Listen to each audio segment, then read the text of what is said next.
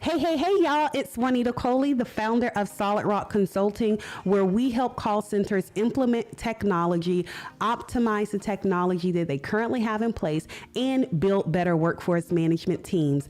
I want to welcome you to Call Center Chronicles. Call Center Chronicles is a place for CEOs, call center professionals, tech leaders, and yes, the customer looking to have fun yet thought-provoking conversations around how we improve customer experiences and companies' bottom line. We are on a mission to normalize women in tech and workforce management leadership roles, and we believe that that starts with conversation. Welcome to Call Center Chronicles.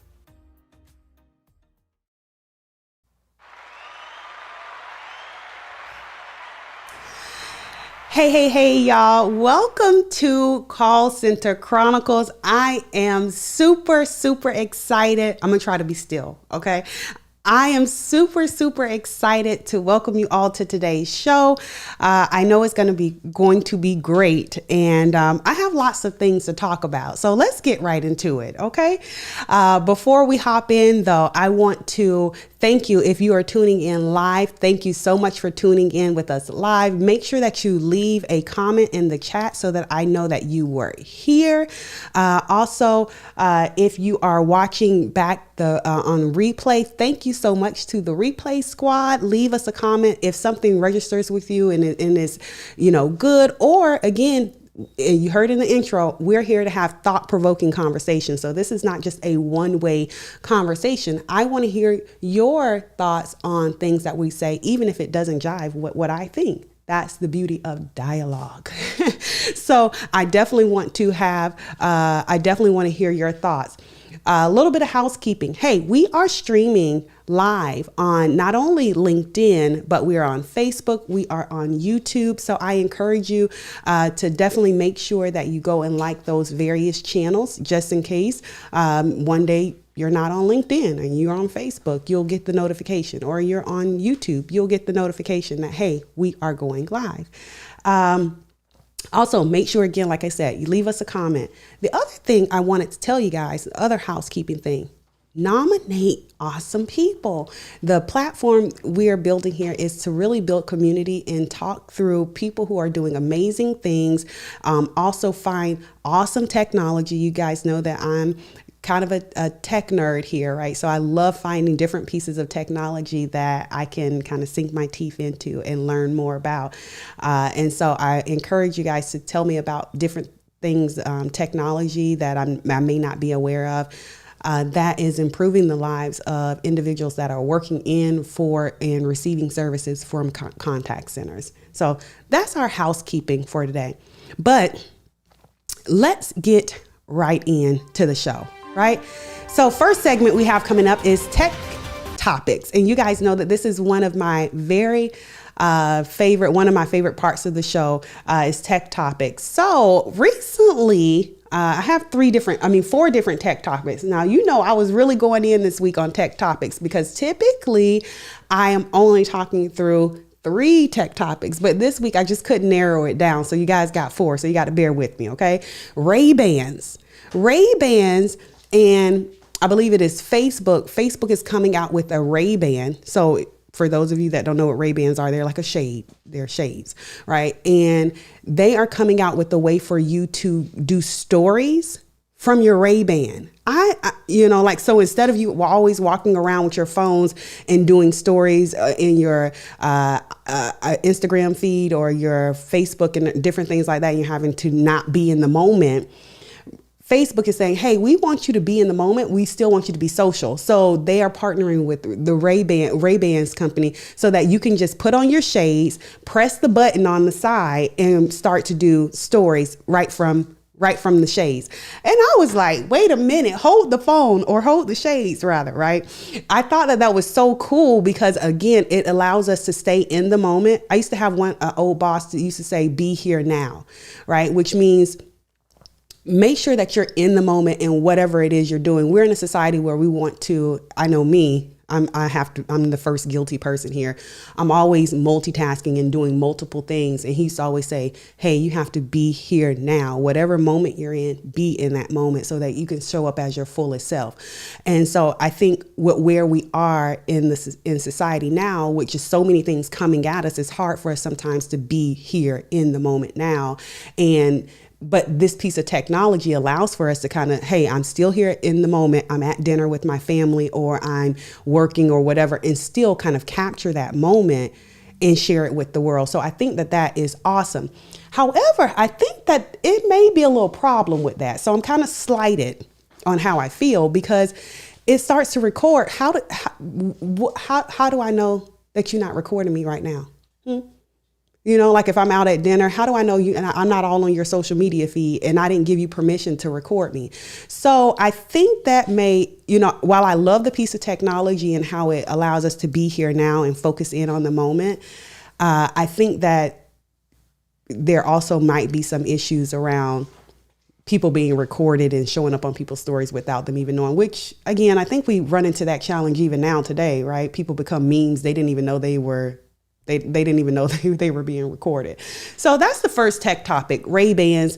And I think that relates to contact center and what we're doing in call centers, because again, it allows us to really, agents and different things. Like if we have technology that is allowing us to do this in our day-to-day life, surely we can have technology like this that is allowing agents to get back to, and employees to kind of get back to their day-to-day thing of what they're doing while still staying in the moment. So I thought that was a cool piece of technology that is around, right, being developed. Jarvis AI. This was another one. And I actually started testing this week. So Jarvis AI, artificial intelligence, right? Jarvis is a piece of technology that allows you to create copy. So it's artificial intelligence that uses conversational AI you put in a word, right? Or you put in a thought or a phrase, and it will create the copy for you, content for you. So if you can't think of good captions, or if you're like me and you got 1,000 words for something that really need to be said in 3, I cracked myself up. Anyway, if you are me, right, then you probably want to leverage Jarvis AI, because then it allows you to kind of really have concise thoughts and write that caption really quickly. You can also leverage it for blogs. So I thought that was pretty neat.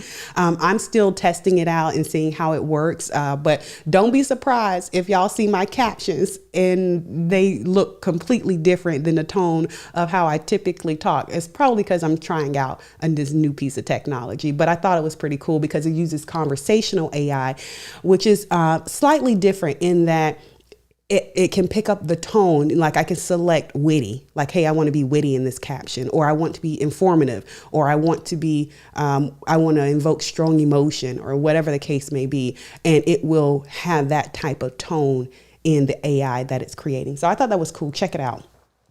And then, hey, I heard about this yesterday, this other tech topic where Intuit and MailChimp, Intuit just bought MailChimp, the email CRM. So shout out to Mike. I saw him post this and I was like, oh my, this is super cool, right? Intuit bought MailChimp for $12 billion. Now you guys know how I am about acquisitions. So, right, Five9 and Zoom, when that whole thing happened, I was just over the top.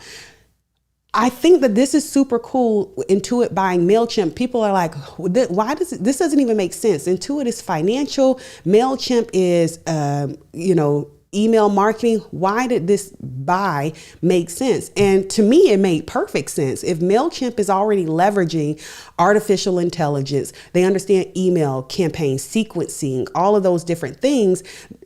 Intuit is just buying the technology. That's what Intuit is doing. They're buying the technology. And it's much cheaper probably for them to spend $12 billion than to spend $20 million and it not go to market for forever, because they're still trying to figure out the technology.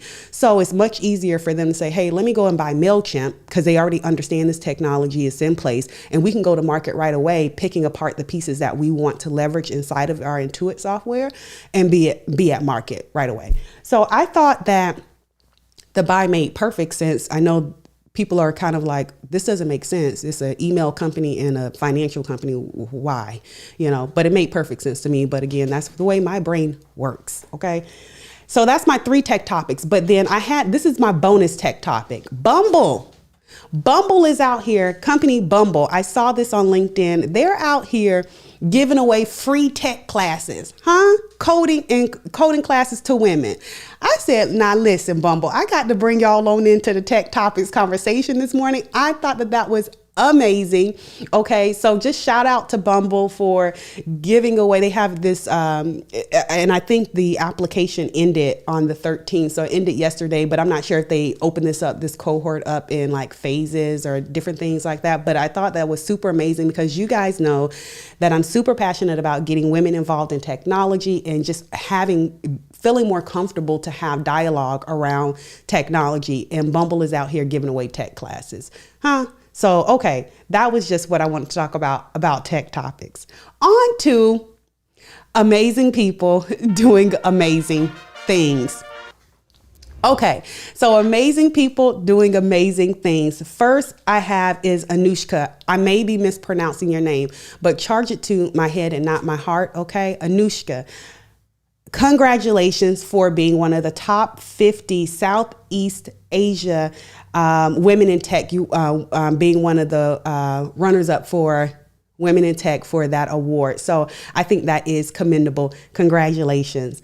Other amazing people doing amazing things is going to be Lucinda Hartley, co-founder of Neighborletics. For taking home first place in this year's Australia round of the She Loves Tech competition, the pitch competition. So congratulations, Lucinda. It made me go and look up more about this particular piece of technology. So congratulations, keep doing what you're doing. And then Donna Edwards for driving this amazing AWS is out here. Okay, Amazon is not playing. They coming right behind Bumble, okay, and giving away free tech classes on getting AWS certified. And so I think that's cool. I'm actually going to be looking into that myself. Okay. So Donna Edwards, congratulations for pushing that initiative forward with Amazon. So those are our amazing people doing amazing things. Once again, Anushka, Lucinda, and Donna, congratulations. Keep continuing to do amazing things. It's only because of people like you that are helping these companies push these initiatives forward that we can continue to make progress and, again, have women in leadership and in workforce management roles in technology. Okay. So without further ado, okay. I'm super excited about the interview today. Okay. So we have Emma of Puzzle. Okay. And when I tell you, I'm super intrigued by this particular interview because we haven't had one like this to date where we have a tech company and we have someone which we have one that is coming up that's going to be awesome as well. But we're talking about Emma today, okay? And so she is the workforce director over at Puzzle, and we're going to have a great show today. So I'm super excited to welcome her on the show. Thank you so much, Emma, for being here with us.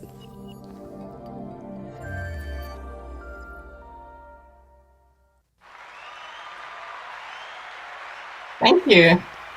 Great to be here. So Emma, tell us, can you hear me, Emma? Yeah, I can. Okay, great. You can hear me. Okay, great. I Yeah. didn't know if I was muted on that scene or not. So Emma, I didn't want to mess up your last name. So pronounce your last name for me. Well, in English, I usually say Skygebjerg, but it's Skygebjerg. See, So it's a little bit, a little bit that's more complicated. well, thank you so much for being on with us today. I'm super excited to have you on. Yeah, I am super excited to be here. Cool, cool. So let's hop into the interview because I have, like I told you before, our interviews, they kind of grow legs and they go some of everywhere. So I know that this is going to happen today as well. For those that don't know Puzzle, can you tell us a little bit about Puzzle and about what you do there? Sure. So Puzzle is a European CCAS player headquartered in Norway and with 8 offices across Europe. And we started developing CCAS solutions 20 years ago and have been a challenger in Gartner's Magic Quadrant for 5 consecutive years, and also being named top 3 CCaaS players in Europe by Frost and Sullivan. And we're in the middle of expanding further into several other European countries. And up next here is the Netherlands. And on top of the CCaaS platform, we also have a platform agnostic workforce management system built in the cloud and called Puzzle WFM. And this is the platform where I come into the picture. So I joined Puzzle in January this year to head the WFM business. And I work globally across markets to build sales through strategic partnerships in different markets, and also work closely with our product team to make sure that we do the right things in the product as well. And things have been going well. So we've grown our WFM footprint only this year by 55%, and we continue to grow really rapidly, both on the WFM side and also on the CCaaS side. So that's a little bit on me, and in terms of I've been in the contact center space for the last 20 years, and the last 13 of those I focused on WFM, and actually I completely fell in love with workforce management 13 years ago and can't seem to get enough. So that's why I stayed within workforce management. How did you end up getting it? I'm always interested in people when they say, you know, they fell in love with workforce management, because that's my story too, right? And no one wakes up saying, oh, I want to be a workforce manager, which I'm on a mission to change. But, and I think that comes through visibility. But how did you fall in love, and what was your initiation to workforce management? Like, how did you find the career? Well, I did actually join a company 13 years ago that had a workforce management system, and just came as a chance, came into that company, and having looked at the way that, you know, workforce management, how it affects the core of the service delivery, and how many factors that play into having a really good forecast and also having a good schedule, and I was hooked based on that. And I also like the way that it doesn't really just stop at a good schedule or a good forecast, that it's also around real-time managing and making sure that also things fall into place in real life. So it's a lot of different factors that I do that makes me keep on loving the process, and really keep on learning new things in workforce management. Yeah, you said 2 key things. One, you keep on falling in love with the process. So I'm going to come back to that. But then also you talked about how you saw how workforce management really impacted the service delivery, which was actually going to be one of my questions, right? There's this huge initiative around, not that it didn't always matter, but right now, I think especially with the pandemic and everything like that, there's a huge initiative around CX, customer experience, and then what I'm calling EX, employee engagement and employee experience. There's a huge initiative around those 2 different core themes, right? How do you see workforce management playing a role in that? Well, I'm confident that better customer experience starts with workforce management, and equally confident that better agent experience or employee experience starts with a good workforce management. So it all comes back to that, and I would say that any contact center with from 50 agents and above have good use of workforce management, and without knowing who to schedule with what skills and of course at what time, it's really hard to deliver good customer experience, and especially if you're in a multi-skill environment, that it's literally impossible to make sure that you have enough staff to cover the different tasks that come in. So you tend to overstaff to make sure that you have enough people. And with workforce management, you can really both control the cost and also the service delivery. So I do think that's key. And then when it comes to agent experience, it's all about making sure, first of all, that they have a good workload, the agents, that we do schedule an even workload for them, and also the ability to influence their working hours. So agent experience also comes into workforce management. Absolutely. Yeah, absolutely. Yeah, and I think it's just so intriguing that the industry, at least when I see from outside looking in, right? The industry is talking about customer experience, it's talking about agent experience, but I don't really see anyone really talking about how WFM ties those two together. It's like, hey, these are two big initiatives, but you guys are missing out on a core piece of somebody who needs to be a part of that conversation, which is workforce management and that team of people who make sure that, right, we have the right people scheduled in the right places so that customers aren't holding long periods of time, or that we don't have disgruntled agents because we didn't have, they got burnt out, or we didn't have the right solutions in place to help them get the answers to the end user or the customer that they needed. Yeah. So I think that's super important. Tell me, you also said that you fell in love with the process, and I wanted to put a pin in that because I think that's super, super important for workforce, for contact center people, right? Specifically workforce management leaders, and whether you're a workforce management director or a forecaster or a scheduler, intraday analyst, whatever, if you're in the workforce management department, I think it's super important that you fall in love with the process of workforce management, because what I firmly believe happens is that companies buy these awesome pieces of technology and the technology works, right? But because the department, the workforce management department, may not understand fully the discipline or the process of workforce, the outputs that they're supposed to be getting, they just know how to press the buttons of the particular solution. And so then they're not getting great user adoption out of the tool, which I believe can be problematic. So tell me how you fell in love with the process. How did you distinguish, hey, this is the process of it all, and now I'm going to go work at tech companies and understand the technology side of it?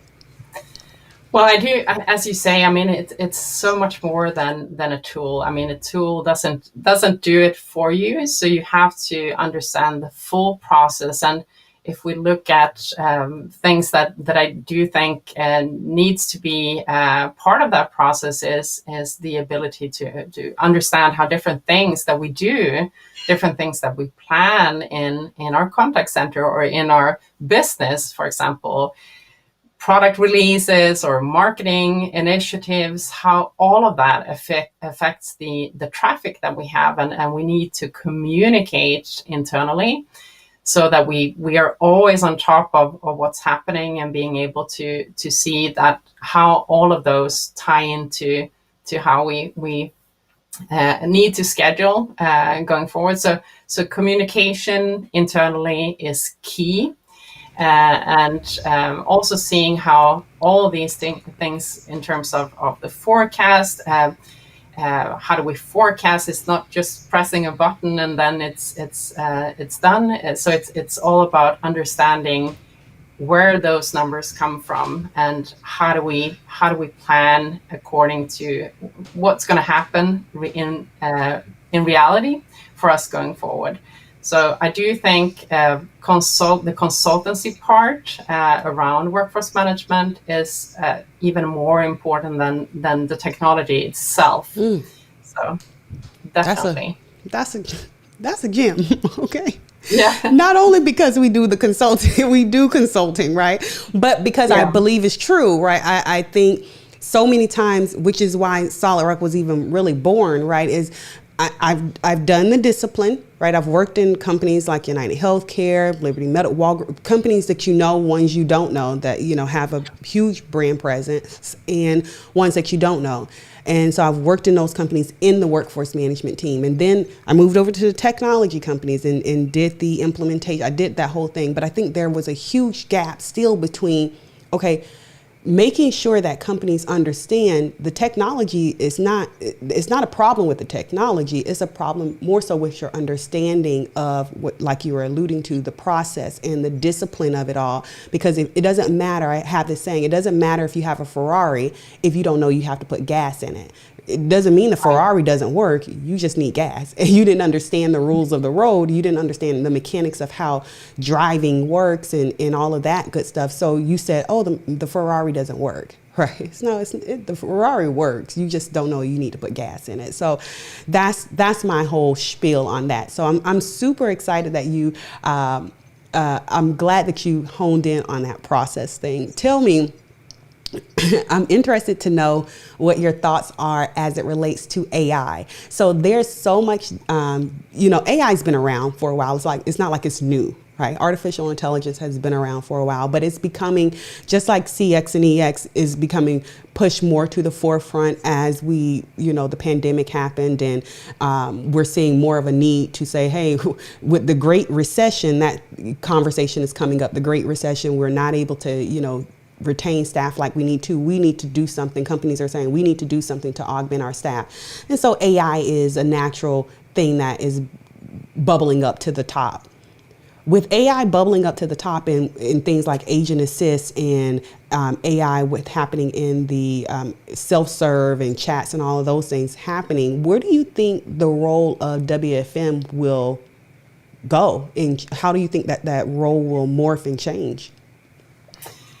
Well, I do think there's definitely a lot of interesting technologies out there for AI and in WFM as well. A lot of assisting technologies.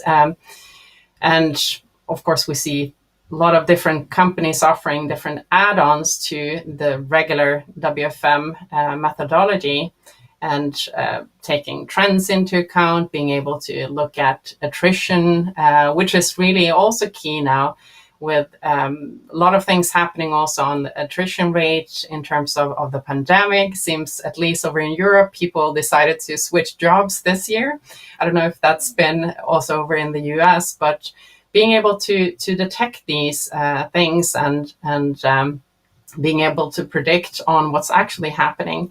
But I do see that, every center is unique in what works for them, but most importantly in terms of WFM, I think that it's important to know your own data, no matter what technology you have, and you cannot be completely reliant on AI and the technology. You are the driver. You are the driver of that Ferrari, and AI is just an assisting technology to help you in the process. So helping you making those right decisions, but you have to be on top of it.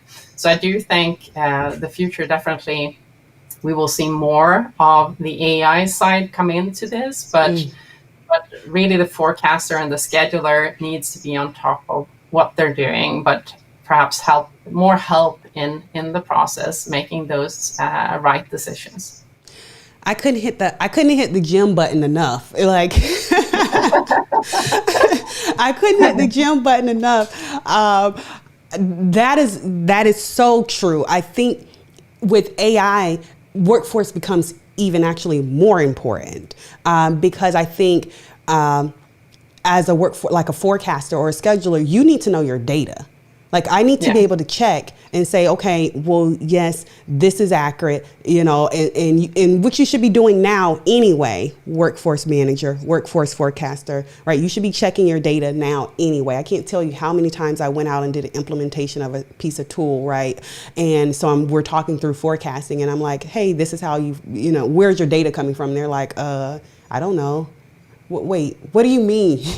What do you mean you don't know where the data is coming from? How are we going to forecast if you don't know where the data is coming from? So that should be a process that you're doing currently anyway. But I think with AI and artificial intelligence, it makes that even more critical, because you're going to already experience some saves, and you need to be able to determine, okay, is this a save from artificial intelligence because we're just more efficient now? Or is this a save because of whatever else, the reason may be.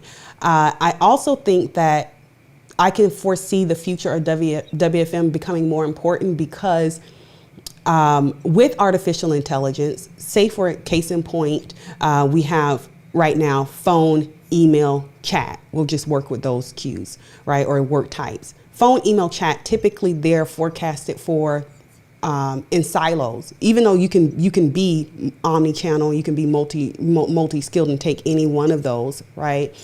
Phone, email, or chat, they're typically forecasted as separate work queues. Well, as AI begins to come into play and come to the forefront even more, then we now have a seamless type of interaction where they are interwoven together where, well, yeah, you may have been on the phone for part of, or you may have been with the chat bot for part of the interaction, but then you switched to chat and then you switched to email. And then you actually then came to phone and actually spoke to somebody. Oh, and not to mention, then you transitioned to video, right? So how do I now, as a workforce person, take that seamless interaction and kind of pull it apart to say, oh, part of that interaction, 25% of that was spent with artificial intelligence, another 35% was spent with the actual person, another 10% was spent in email, which is, also that's a delayed queue, so it doesn't have to be handled back to back like a phone or a chat, right? So it's just so much more complexity that AI adds in that we don't have when we're like currently. So while I think AI is going to be super critical to the advancement of the contact center space and customer experience and agent experience and all of those good things, I think workforce management now becomes, if you didn't have a good workforce management team before, boy, do you sure need one now. You'll definitely need one now. So those are kind of my thoughts on it, and I wanted to kind of see where you thought what your thoughts were about it. One of the other questions that I had for you was centered around the contact center industry at large. Like, what do you, with your experience being in workforce management for so long, and then now, working on the tech side, what is one of the things that you think the contact center industry at large just always miss when it comes to WFM? I think what's often missed is the agent experience piece, and when we look at the cost for attrition across the industry, it varies, and it varies across market as well.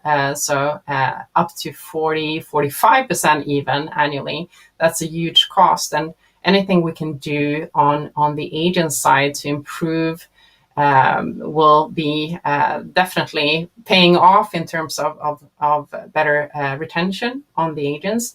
So I think we're missing out, often focusing primarily on the forecast itself, on the schedule itself, and often making schedules that don't completely fit the life of the agent. And now with the pandemic and the way that we work nowadays, more flexible schedules, we have to take those preferences into account in a whole other way than we used to on the agent side. So I think we're often missing out on that piece. It's a lot of talk on work-life balance, but there's still a lot to do in that area. That's what I think.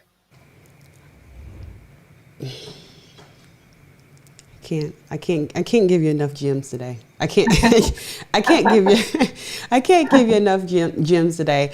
I don't even have anything to add to that. Like, I think that is accurate. I don't even have anything to add to that. Tell me, what do you foresee, if you had to leave us like with a word of wisdom for workforce management and your experience in the technology and in the discipline of it all, what would that word of wisdom be?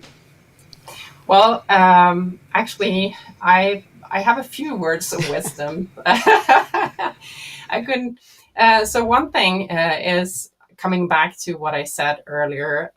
Better CX and AX starts with workforce management. That's one thing. really focus early on workforce management, and it will pay off definitely.